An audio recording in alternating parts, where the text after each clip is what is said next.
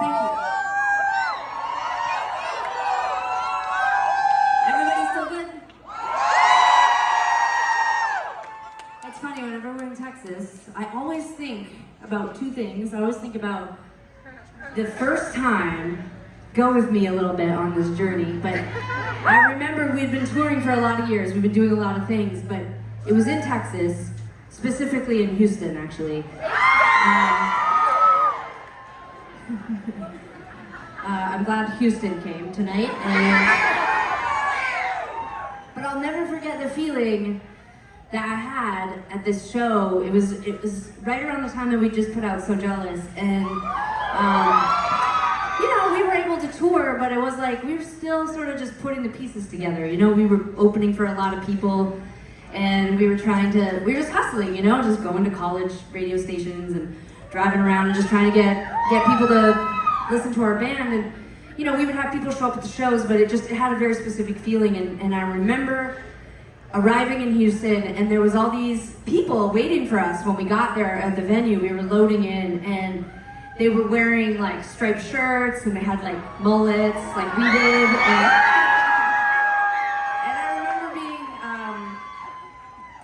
I just remember the energy of that show, and I was like, it's finally happening. You know, it had been like, we'd been out on tour for like 4 or 5 years at that point, and I was like, it's really happening. Like, we have our own fans now, like our own audience.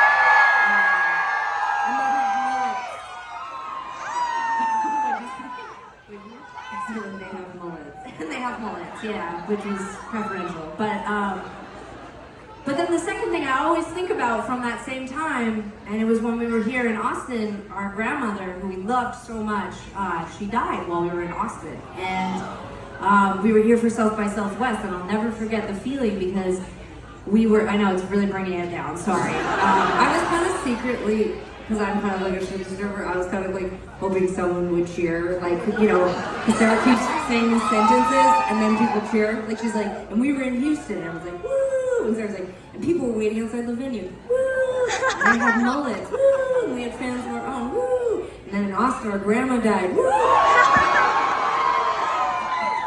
Just to be clear, she didn't die in Austin.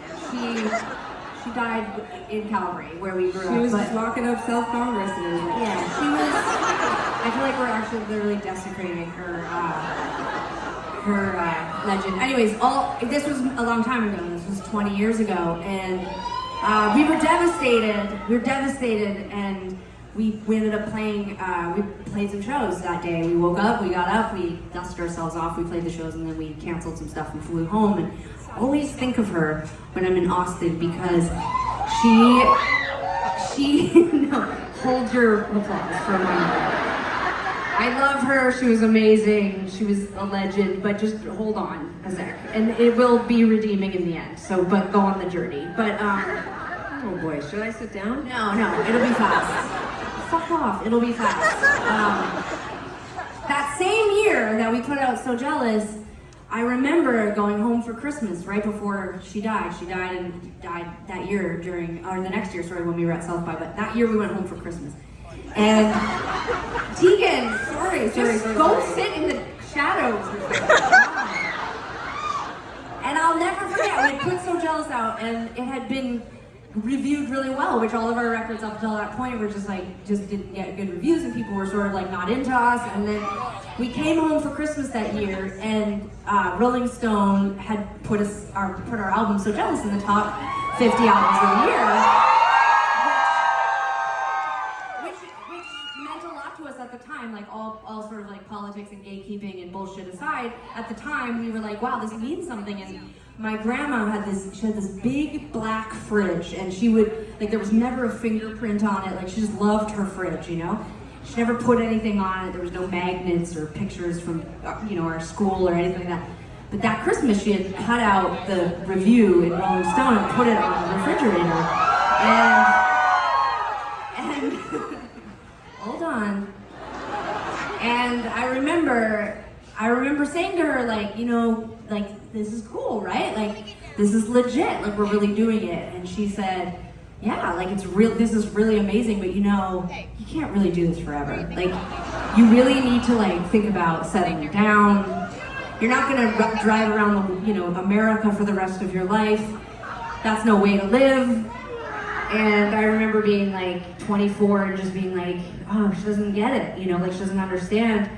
And then she died. And not like in that moment, like a few months later. And I remember this feeling when I was in Austin of like the feeling that she was gone, and this feeling like, oh, she's gonna miss all this stuff that we're gonna do. And and so I always think of her when we come back through Austin, and I'm actually an atheist, but I really hope I'm wrong. And I hope she's up, I hope I'm wrong. I hope my atheism is completely wrong, but I hope that she's somewhere with a black fridge, just being like, drinking her whiskey and rye or whatever, and just being like, they did it, they did do it.